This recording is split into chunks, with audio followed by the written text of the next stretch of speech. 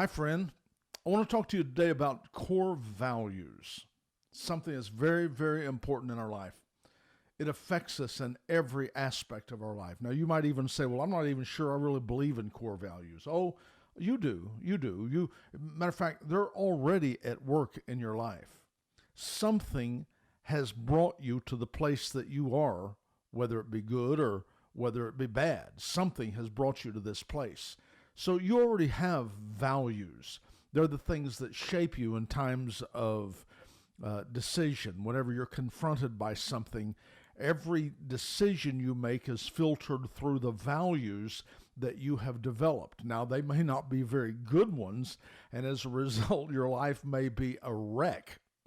But I promise you that the values that you embrace, the core values that you hold, will either bring your life to tragedy or, I guarantee, if they're correct, will bring your life to wealth and honor. Now, that's just very important. And that's just, core values are a part of every aspect of our life. That's how humanity determines what is and what is not acceptable. I don't care whether it's in the king's house or in the gang. Ethics rule, and ethics are actually expressed through values because the values tell who you are, and the ethics are the things that you live by to shape those values to kind of bring you to that place. So we have to understand these are foundational stones that make the difference as to whether we're successful or not. And I'm just going to be bold enough to say that if you don't have good core values, you're going to fail in life. Life's going to be very hard for you. It's going to fall apart. But I guarantee you, and I'm going to give you a scripture in just a couple of moments that tells you that if you will embrace values that come through wisdom, that honor and riches will come to you. Now, doesn't that sound exciting? Wouldn't that be great for a change instead of life handing you things that you're not sure of, that you're actually walking in honor and you're walking into a place of blessing and wealth and riches? I mean, wouldn't that be great? Well, this is what it says. So what I want to do is I want to help you to know, number one, what they are. Maybe you can identify them that are working in your life now, and because you may not recognize them, but you're living through them. They are the very things that's taking you to the right or to the left. These values. So you need to know what they are. You need to identify them, and then you need to shape them. Some you may need to prune. Some you may need to throw out. But everybody needs values, core values, if I could say it right, that is for their family, for their business. I'll be real honest with you. I don't want to do business with a company that doesn't honor their core values. And their core values are the things that I look at before I do business with them. I want to find out, are you honorable? Do you do what you say you will do? Will you take advantage of me? I need to know, are we comparing apples and apples here?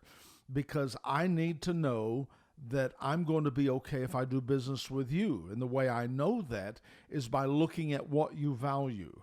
At least at that point, I know we're close. We can probably land on the same page. So let me just read you this scripture. Now, this is in Proverbs chapter 3 and verse 13. This is so important. Now, please don't zone here. I really want you to hear this. This is about what wisdom does. Now, you might say, well, that's wisdom. I thought you were going to talk about values. Hold on just a second. You have to have this understanding first to know why and what values do, okay? Now, here's what it says in Proverbs 3, verse 13. Man, I'll tell you what, you need to read the book of Proverbs. I've been spending time in there for the last week or so. And I've spent my life in the book of Proverbs, but it's been a little while since I've actually just nestled in and spent time. That's an incredible book. That is an incredible book. Just some of the most basic but yet fundamental core building blocks for our life. Well, let me read this to you. Happy is the man that findeth wisdom. Now, here we're going to talk about this. And the man who gains understanding. For her proceeds, the proceeds of wisdom, are better than the profits of silver, and her gain than fine gold.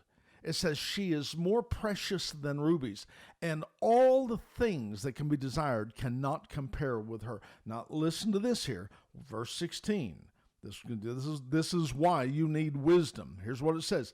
Length of days are in her right hand, and in her left hand riches and honor. Now think of that. Length of days. I'm going to live a long time, and I'm going to live a long time with riches and with honor. Now, honor is very important. Honor is how can I say, this is the destination for every man's desire. I don't care who it is. But ethics are the vehicles to make that happen.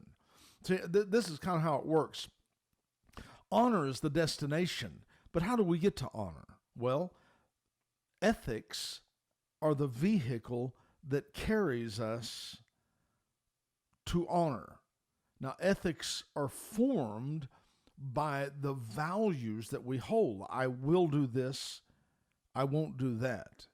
You know, there comes a time when I'm not going to violate my principles. I don't know if you remember. Maybe some of you aren't old enough for it. But I remember my father's time and my grandfather's time. There was a time when a handshake was all you needed to confirm a deal. My word is my bond. I will keep my word if it costs me. Well, you don't find that very often nowadays. Why would you say something like that? Because that's anchored, that is a value. It's a value. And from the value, I shape my ethics, how I'm going to carry that out. So ethics are the vehicle that carry me to honor. Integrity, it's almost like the integrity of a ship when it's under a storm. When the storm is beating against the ship, the integrity of the ship holds it together until it reaches its destination, which is honor. So ethics are the vehicle that gets you there. Integrity holds you together, keeps you from falling apart in the process when the winds and the waves blow against your vehicle. And the destination of where you're wanting to go is honor. And so that's what he said here. He said, length of days is in her right hand, and in her left hand, riches and honor.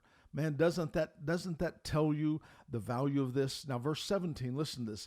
It says, her ways are ways of pleasantness, and all her paths peace. Now, what does that mean?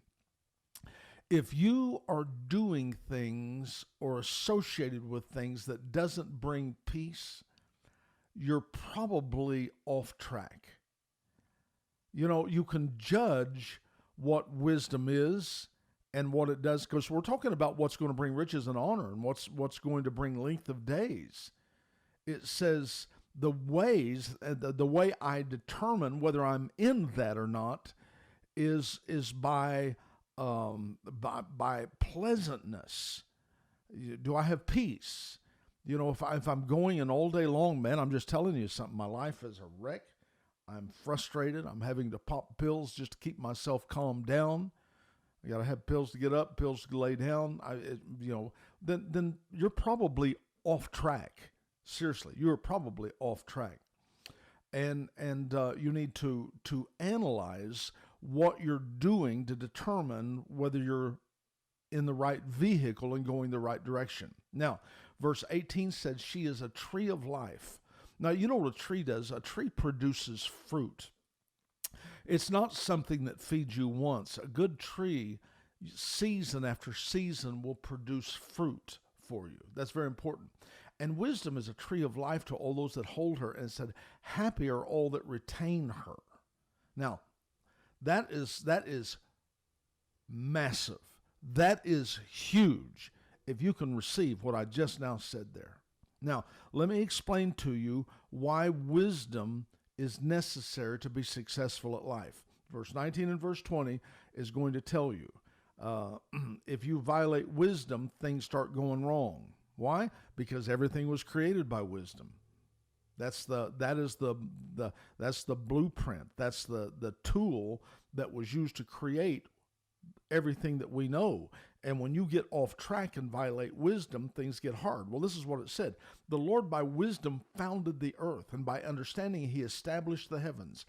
By knowledge, the depths were broken up and the clouds dropped down the dew. So wisdom is the building block for everything. I'm just telling you, I don't care what it is. It's the building block. And that's why when you violate wisdom, life stops working for you. Now you recognize that because when somebody does something and you look at them and you think, that was stupid. What are you saying? You're saying that action went against the grain of what is wisdom. And as a result, I'm calling that stupid. Now, see, you understand that? Wisdom is the foundation. It's the building blocks. And when I go contrary to wisdom and do something that is unwise, suddenly life gets hard. When the Bible said the way of the transgressor is hard, he was talking about transgressing wisdom. So you have to understand that was what he was talking about. And when you say somebody goes stupid, what you're basically saying is the fact that they have violated wisdom. When I go against the grain of what's being used and try to use something else, it doesn't work. You know, if I try to paint something with oil and then I determine I'm going to clean up with water, well, you're going to find that the flow doesn't go right, neither does the cleanup go right. They don't mix. You have to understand that when you try to do things that are contrary to wisdom, things stop working. Life stops working. Relationships starts falling apart. So that's why it's very important. So core values, of course, which is our topic for today, is expressed through wisdom. I know that you're walking in wisdom by seeing how your core values are walked out. Now, let me go over here to Proverbs chapter 9, verse 1 through 6. This is a really good verse. I'm going to read this out of the King James Version, New King James Version, and then I'm going to read it out of the Message Bible. I want you to hear it out of both. Here's what it says. This is the New King James. It says, wisdom has built her house. She hath hewn out her 7 pillars. Pause right there. Wisdom is building a house. The pillars for this house is the wisdom by which it's built on. She has built her house, hewn out her 7 pillars, and then it says this is what she's done to prepare the house. Now she's made it available for everybody. I mean, this is an incredible thing. The Bible said in James 1 and 5, it says, if any man, I don't care who it is, if any man, God is so impressed by those who seek wisdom that he'll give it to anybody. If any man ask for wisdom, James 1:5 says, let him ask of God that giveth that liberally to all men. Now, so here's what it says. Wisdom has built her house. She's hewn out her 7 pillars. And now it talks about all the other things that she's prepared. Wisdom, she's slaughtered her meat. She's mixed her wine. She's also furnished the table. She sent out her maidens. And she cries from the highest places of the city, whoever is simple, let him turn in here. And as for him that lacks understanding, she says to him, come, eat of my bread, drink of the wine that I have mixed, forsake foolishness and live, and go in the way of understanding. Forsaking foolishness, that means stop going contrary to wisdom. Now, let me read that to you in the Message Bible. I love the Message Bible. It's so, it's really well put. The King James is my favorite translation, but sometimes I just love to read things out of the Message Bible. Here's what it says, that same thing. Lady Wisdom has built and furnished her home. It is supported by 7 hewn timbers. Now that hewn timbers, that means that's something that you cut out to fit the home that you're trying to build. In other words, it's unique to you. Okay? She's hewn out her 7 pillars. And now here's what it says to everybody else. The banquet table is ready to be served. The lamb roasted, wine's been poured out, tables been set, silver and flowers. Having dismissed the serving maids, Lady Wisdom goes into town, stands in the prominent place, and invites anyone within the sound of her voice. Are you confused about life? Don't know what's going on? Come with me. Oh, come and have dinner with me. I prepared a wonderful spread, fresh baked bread, roast lamb, carefully selected wines. And then I love this last verse. Leave your impoverished confusion and live. Walk up the street to a life with meaning. How powerful is that? Yeah, okay, here's what that means. God wants to build and furnish a home, a life for you, a life of meaning, a life of plenty, a long life, a good life. Verse 1 through 6, it says that. It says it's a place of stability in life. Wouldn't that be great? Where a banquet is of great preparation is made for you. Supply with abundance and with meaning. That's what God wants your life to be. He wants your life to be, but you're going to have to go through the doorway of wisdom to get that. The kind of life that we all want for ourselves and our children are found right here. This house of abundance and blessing, and it's very important, hear me, is supported by 7 pillars. Wisdom has built her house. She has hewn out 7 pillars. And I will say that without the 7 pillars, your house is not going to be able to stand. The weight of all of the things that you're going to be putting into your house is not going to be sustained without the proper foundation. Now, everybody knows that. Every builder knows that a house is sustained by its foundation. If it's a bad foundation, it's a bad house. That's just all there is to it. If it's a good foundation, it can endure a lot of things. Well, the foundation for your house has got to be wisdom, and you're hewing out these 7 pillars. And without those things, your house isn't going to be able to do it. As a matter of fact, most houses are collapsing and falling. How many people do you know they're getting a divorce? They're filing bankruptcy. They're mad at everybody. Everybody's mad at them. They're mad at the government. They're mad at this. I mean, it's a house. It's a house of contention.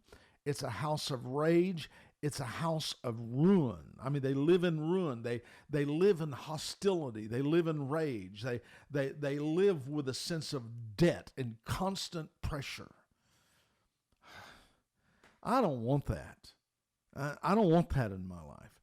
I mean, why do I do what I do? Well, why would I, if I hurt you, why would I come to you and say, would you please forgive me? What would make me do that? Why do I do what I do? Why do I not steal or hurt someone or do something that is foolish? Why would I do that? I mean, the answer to every one of these questions are found in these 7 pillars. They're the pillars of wisdom. Solomon called them pillars. We might call them core values. So that's what we want to do, is talk about your core values, because wisdom is only expressed through core values. I know that you have wisdom by the decisions that I see you make. You've got bad decisions. That makes me wonder whether or not you're solid in the foundation of who you are as a person. You know, somebody said, I'm basically honest. Well, that means you won't lie unless you have to. Now, I don't want to do business with that kind of person. And that's the truth. I need someone who has honesty. Now, that may not be defined that way, but somebody who honesty is one of their core values. You know, I remember seeing businesses that would talk about it, and they would say that the customer is king. Boy, you don't hear that much anymore, do you? What is that? That's a core value. That when you hear someone say something like that, that is a core value. That's what we call core values. And wisdom is only seen or is only expressed through the core values that we hold. And that's why when people do something wrong, we think it's foolish. When people do something wrong, we might even call it stupid. Well, that's just dumb. I do not believe that they've done it. So here's the question. What do you value? Well, that's how your wisdom is going to be expressed. The values we have shape us when we're encountering challenges and difficulties. They shape us, our experiences. I remember one time at our church, there was an event that took place that might seem very minor, but it was huge to me. It really was a lesson to me about core values. We have set up and have always for years set up to where before our children before they're dismissed to children's church, we line them all up. We kind of want to be able to see the kids. We want the kids to see everybody, but we line them up and we ask them to give an offering. And we want that offering to go to missions. I explained to them, you are giving to the poor. I want them to understand the importance and the value of giving to the poor. I think it's one of the biggest things that we can do. As a matter of fact, it's important to God. God said, he that gives to the poor lends to the Lord, and the Lord will repay that which he's given. And it even said he'll make his bed in all of his sickness. I mean, that's how important that it is for you to give to the poor. But we do that for our children. And so we line them up. What my goal in that area is, I want our children that even when they get to be my age, that somebody can come back to them and say, how long have you been given to the poor? How long have you been given to missions? I want them to say, I don't know. I've been doing it my whole life. I want that to be a value set in them. Well, anyway, that being said, we had the children they were lined up to come across.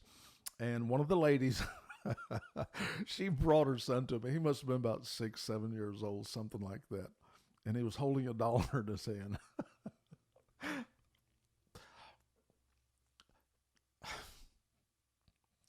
It was really a precious thing. And she said, tell him. And the little boy said, I'm sorry. And I said, well, what are you sorry for? And she said, he stole this $1 from the offering. Well, he was so precious that I wanted to say, oh, hey, seriously, don't make a big deal about that. Don't worry about that. But I was immediately checked about that to yield to what she was saying, because I realized she was defining his values. That was important. She took the boy and put him on the spot because she was trying to say to him, this is important in life and you don't violate this. That reminds me of a scene from a movie called The Cinderella Man. I don't know if you have seen that movie. Dear Lord in heaven, what a great movie. It's a true story. I love it. And this was written during the Great Depression. This was a time when Max Baer was the world champion for boxing. Of course, in those days, everybody was a boxer, but Max was the champion. And it was during the Depression, and they had a fellow by the name of James Braddock.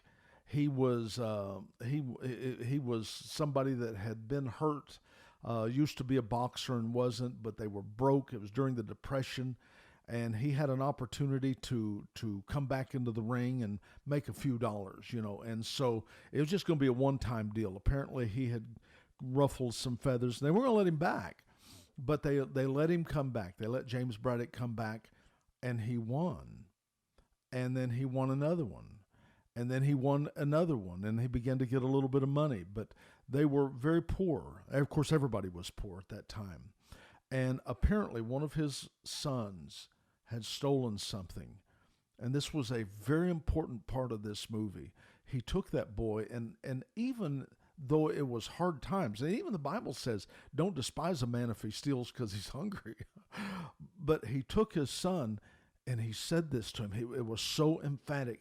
He said, we don't steal ever. I want you to understand that, son. We don't steal ever. That's not who we are. What a powerful thing. And of course, James Braddock, he went on and he was what is called the Cinderella Man, and he defeated Max Baer in the championship fight. You need to see it. It's an absolute great movie. But that was the important thing of what was taking place there, is the fact that he was defining the values of his son. We've got to do that. I mean, we've got to do that with all the people that as a pastor, I serve as a pastor, and I'm constantly. I've seen it all. I'm just telling you something. I've been in this thing long enough until I've about seen it all, and I've determined that I don't care how high you jump. I don't care how spiritual you think you are. I don't care if you levitate across the floor. What I want to know is, do you hate people when you land? Do you gossip? Do you sow discord? Do you keep your word? Those are the things to me that define spirituality. And those are also things that are expressions of where you are in regard to your core values.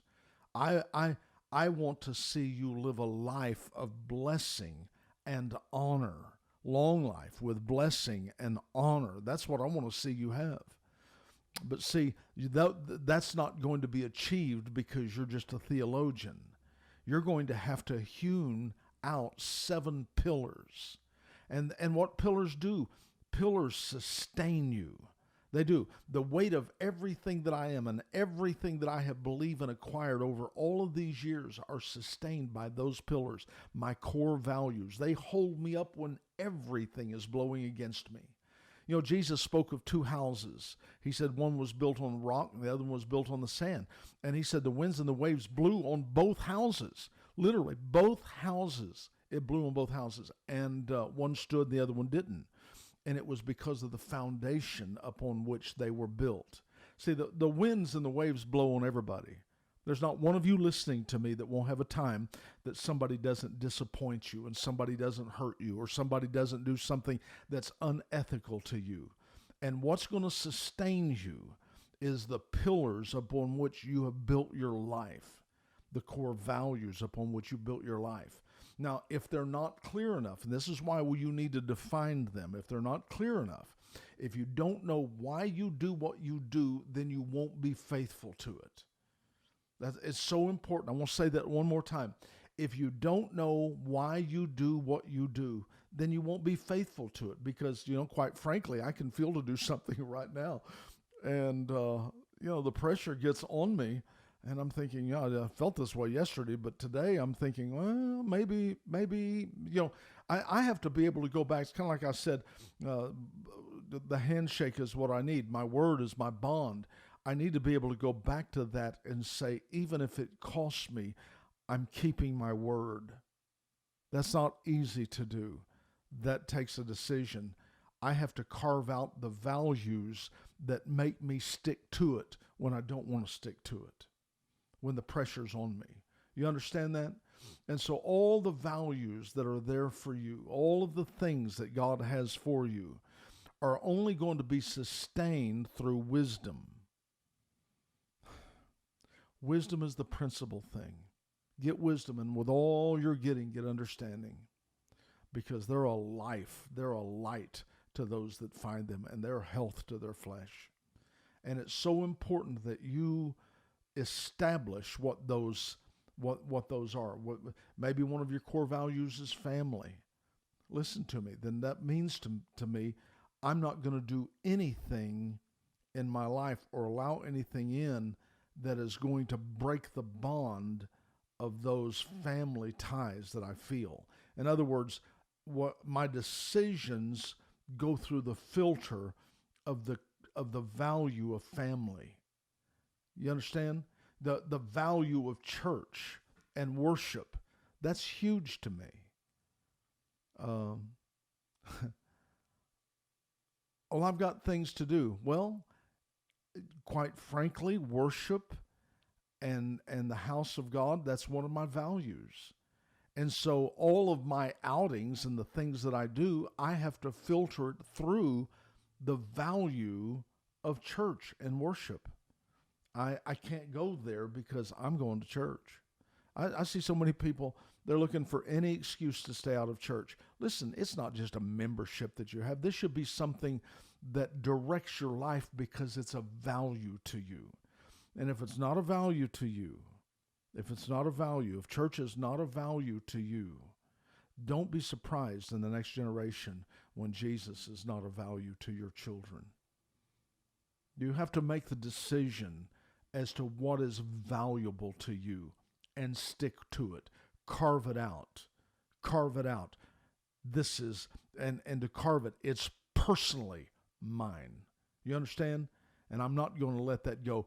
I don't care what comes. I don't care what goes. Well, I've got relatives that are coming into town. Well, they need to go to church. they need to go to church. I heard the story one time of a man who was very abusive to his wife. And he used to just beat her. He didn't go to church, but she was faithful every service. She was there. Every Sunday morning, excuse me, she was there. And he used to just beat her for it. And he'd get drunk and, just abuse her. There was a time when it was, I guess, much more like that. It was wrong, but he was just messed up. But as the story goes, one day she was going to church and he got his gun out and he pointed at her and he said, "Now where are you going to go?" Think about it. Here's what she said. She said, "If you pull that trigger, I'm going to heaven. If you don't pull that trigger, I'm going to church." That is a core value. That's a value. Sports isn't going to affect it. Distractions aren't going to affect it. It's a value to me. Now I'm talking about church there, but I mean it could apply to several things. It could apply to relationships that you have. You could have a value of health. You could have a value of excellence. There's all kinds of all of your decisions are filtered through those values. Does that make sense to you? I hope it does. This is something I think will really be good to you. I think it'll be something that will literally change your life for good. Thank you for joining me. I really appreciate that. I appreciate you taking a few moments to sit down with me. I hope that what I've said today can make a difference in your life and set your path toward excellence. And I really mean that. I would appreciate it if you would please push like, and if you would push share. That way other people can have an opportunity to take advantage of the things I've been sharing with you. Also, if you would push subscribe, I would certainly appreciate that. Okay? All right. God bless you, and I'm looking forward to seeing you tomorrow. So you have a great evening. All right. Bye-bye.